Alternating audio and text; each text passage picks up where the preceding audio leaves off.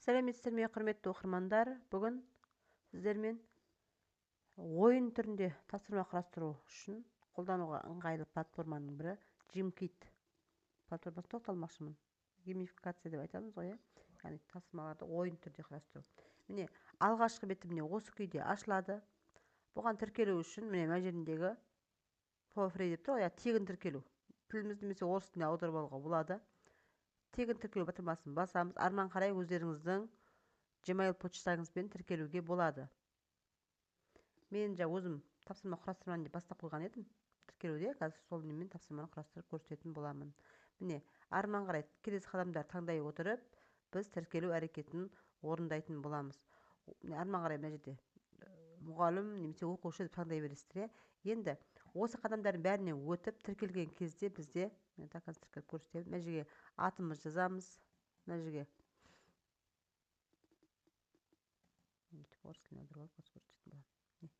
атымыз, фамилиямыз, осылай қылып толық барлығын жазып шығуымызға болады. Міне, продолжить страна, яғни Қазақстан тауып аламын. Міне, Қазақстан. Қандай искусство? Мен информатика деген таңдай беремін. Мына жерден мен мысалы орта білім, средняя школа. Продолжить. Міне, осы қадамдардың барлығынан өтіп келіп, міне, тіркелдік. Арман қарай келесі. Келесі деп бір жерде оқып отырып өздеріңіз енді арай баса бересіздер. Обратно қайтсаңыздар, сіздердің нелеріңіз тіркеліп тұрады. Кей осындай не ошибка деп шығып кетеді. Ол тіркелмедім деген емес, сол жерден тіркелдіңіздер қазір.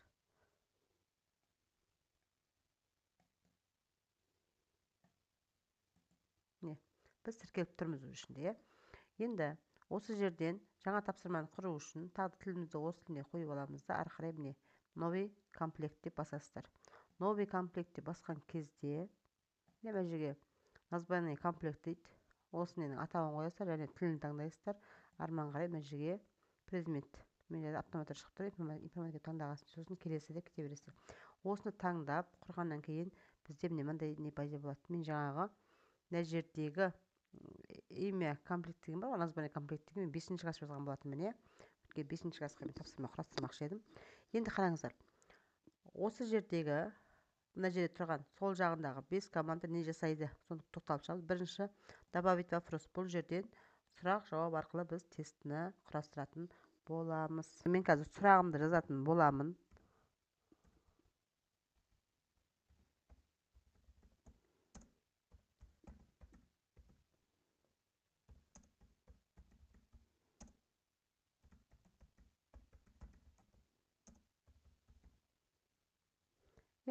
Сұрағымды жаздым. Енді астына дұрыс жауап. Мысалы, бірінші жауап дұрыс жауап емес дейтін болса, мен бұны үстіне қайта шетіп алып тастай аламын. Екінші жауапты дұрыс жауап қылып та орната аламын. Енді мына жауап нұсқаларын жазып шығамын.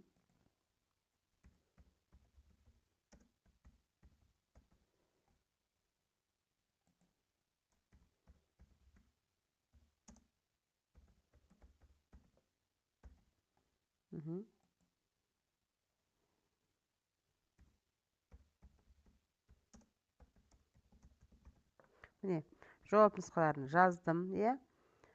Арман қарай келесі добавить. Міне, менде бірінші сұрақ пайда болды, е. Дәл осы сұрақты арман қарай істеймін. Копировать етіп алып, көшірмесінде қоюыма болады, немесе добавить вопрос. Мен қазір ол нұсқамен де көрсетемін. Жазып, е. Келесі сұрағымды енгіземін.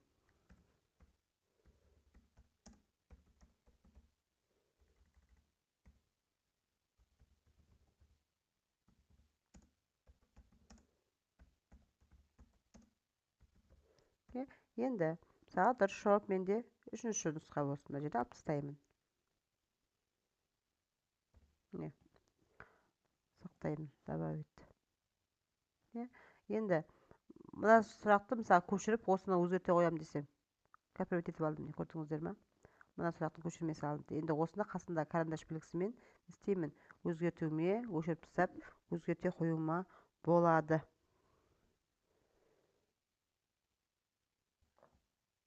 Енді мысалы осы жауап дұрыс жауап деп, немесе төртінші нұсқан дұрыс жауап деп қоюыма да болады.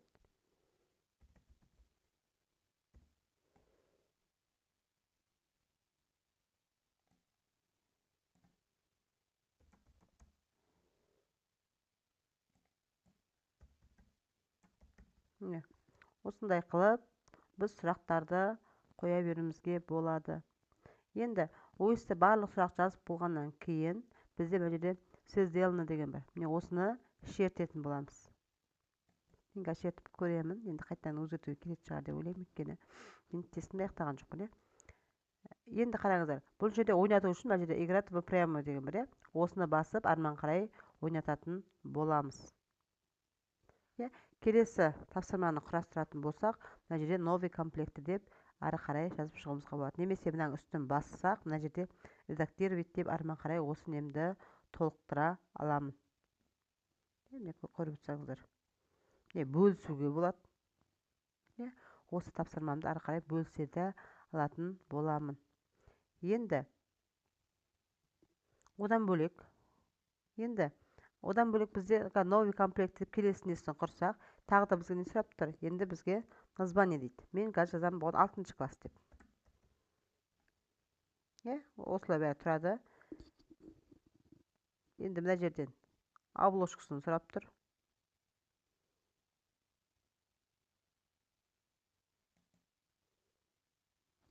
Енді қараңыздар. Осы жерден дәл жаңағыдай келесі 5 түрлі таңдайды. Қайсысын таңдауыңызды сұрайды менен. Мен екінші с помощью карточки деген таңдап тұрмын. Бұл жерде қалай орындалады? Мен создать карточка дейді. Мына жерде немесе импорт карточка. Импорт карточканы бассақ, бізде арман қарай істеп тұр. Мына жерге бұл жерге мәтін енгізуім керек болды. Енді қазір мен дайын мәтін жоқ. Мен сондықтан да бұл жердегі создать карточканы басамын. Осы жерден қараңыздар. Мына жерге сұрағын жазамын, мына жағына жауабын жазамын. Енді мен 6-шы класс дегесін жерде мен қазір сұрағын жазып шығамын Python бойынша. Мына жағына жауабын жазатын боламын.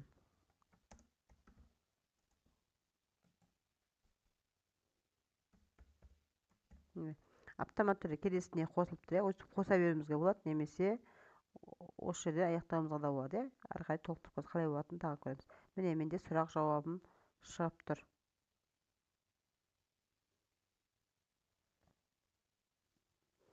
Тілімде шамалы не болып тұр, байқасаңыздар сұрақтарымды. Мен қазір тілімді ауысса қазақ тіліне деп ауыстырып көремін.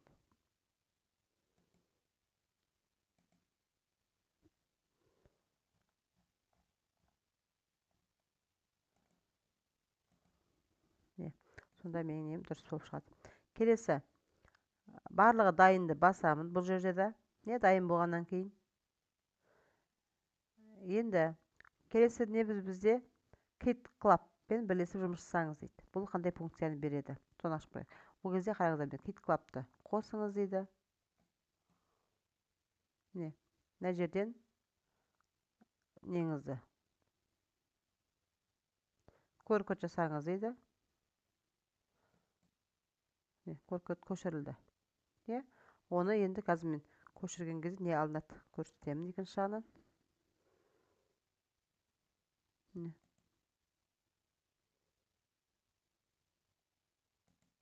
Арман қарай сұрақ қосу, Kit Clubты. Бұл жерде байқасаңыздар не байқап тұр? Яғни бірлесіп жұмыс жасау. Әріптестерімізбен бірлесіп отырып жұмыс жасауға мүмкіндік береді. Бұл жерде жазып қойған өзі. Сұрақ қосқыңыз келетін кез келген адамның Kit Club кілтемесін бөлісіңіз. Олар өз сұрақтарын жібергеннен кейін оларды мақұлдау немесе қабылдау үшін осы жерге қылқаламасын көріңіз дейді. Яғни сілтемесін деген сөз. Міне осылай қылып арман қарай бірінші адаммен де бірігіп жұмыс жасауға болады. Келесі сұрақтар банкін қосу, яғни бұл осының ішіндегі дайын сұрақтардан сұрақ алу деген сөз. Мысалға мен 6-шы класты құрып отырмын ғой. мына жерде 6 класс дегендер шығып тұр. Мен қазір 6 класстан біреудің есін ашып көремін. Мына жерге 6 класс деймісіз. Информатика деп жазсам, немесе Python программа деп жазайын, иә. Мен Python'нан тест құрып отырмын, өйткені соның ішіне ала қоятын дайын сұрақтарды іздейтін боламын қазір. Міне.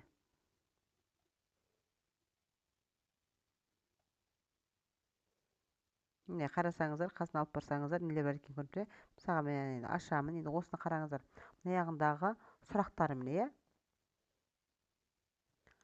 Мысалға осы 3 код жолының нәтижесі қандай болар еді дейді, иә. Мысалға нәтижесі дейді. Мысалға осы жауап маған керек деймін, яғни мен қасында плюсты апарып басамын. Менің өзімнің сұрақтарыма ол қосылады автоматты түрде. Міне осылай қылып, өзіме қарап отырып, өзіме қажетті жауаптарды қосып алатын боламын. Мысалы, мынау да керек деймін, мысалы, қосып алдым. Міне, осылай қылып, қажетті сұрақтарды өзіме қосып алып отыратын боламын. Осындай қылып, бұл жерден өстіп іздеп, дайын сұрақтарды қосып ала аласыздар. Міне менің қосқан сұрақтарым істеді, мен құрастырып отқан тестіге әкеліп орналастырылды. Арман қарай. Электрондық кестеден импорттау. Бұл жерде енді арман қарай осы үлгіні электрондық кестеде импорттауға болады. Файлды жүктеп алуға болады. Сонда біз осылай қылып тапсырмаларды құрастыра аламыз. Енді бұны қалай ойнатамыз? Арман қарай барлығы дайын батырмасын шертеміз. Енді 6 класстың тікелей эфир. Тікелей ойнатамыз деймін. Мына жерде енді қарасаңыздар, бізге енді ең соңғы несі мына жерден ойынның түрлерін ұсынады. Бұның ішінде ақылы нұсқалары бар. Біз өзімізге қажетті тегін нұсқалардың ішінен қажеттісін таңдай аламыз. Бұл жерден ойын түрінде ойнайтын болады. Екі режимде дейді, көп байқап тұрсаңыздар. Кез келген біреуін таңдаймын. Мысалы, мен мынаны таңдадым. Арман қарай жалғастыру. Мына жерден ойынның ұзақтығын өзім қоямын, неше минутқа арнаймын, ойынды соны қоямын. Сосын сұраққа көбірек жем ойыншыларға жауап берген әрбір сұрақ үшін көбірек балық аулауға мүмкіндік береді дейді. Бұл жерге ұпайды да өзім енгізетін боламын. 2 балл немесе 1 балл деп, мысалы 2 балл деп енгіздім. Элементті тастауға рұқсат ету дейді. Мысалы, тастай алады. Осындай қылып, ары қарай таңдап болғаннан кейін жалғастырамын. Төмен класстың оқушыларына осылай тапсырмаларды құрастырсақ, яғни ол қызықтырақ болады. Жүктелуде деп шығып тұр. Міне бізге код шықты. Мына жерде қарасаңыздар, код шығып тұр. Енді осы кодты оқушылар арман қарай осы код арқылы қосылу керек. Мына жерде мысалға қараңыздар, мына жерден ойыншыны бастау деген бастайтын боламыз. Ойыншы ретінде қосылу үшін ойыншы ретінде қосылу деген батырманы басады. Енді бізге қазір не істеу керек? Мына QR кодпен немесе ана сілтемемен, мына сілтемені жазып, сайтты жоғарыда беріліп тұрған ана кодты енгізу керек, немесе QR код арқылы сканерлеп оқушы қосылуына болады. Мен қазір QR код арқылы сканерлеп бір оқушы ретінде қосылып, қалай көрінетіндігін көрсететін боламын.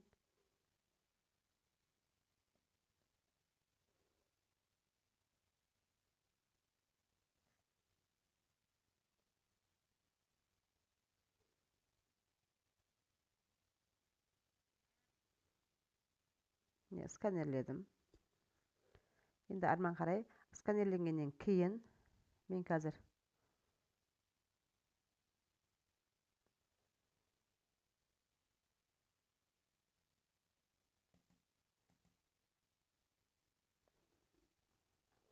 сканерленгеннен кейін бізге Джимкиттің терезесі шығады. Сол жерге йонеймге өзіміздің атымызды жазатын боламыз.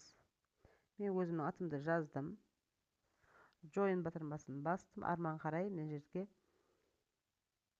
болады. Соны арман қарай көрсетемін. Бәрі ойыншы қосылып болғаннан кейін бізден де стартты басам. Енді ары қарай ойыншының терезесінде ол қалай көрінеді. бірінші ойыншы екінші ойыншы қосылмай қалды ма менде? Мына жердегі загрузка жүріп аяқталсын. Қазір екінші экраннан ол көріну керек. Міне қосылды, иә.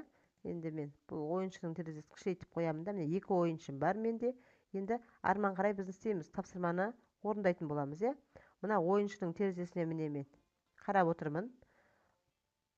Мен ашып отқаным міне ойыншының терезесі. Арман қарай осы жерде мен ойыншы ретінде ойнайтын боламын ойында. Міне ақерке атынан кіріп отырмын.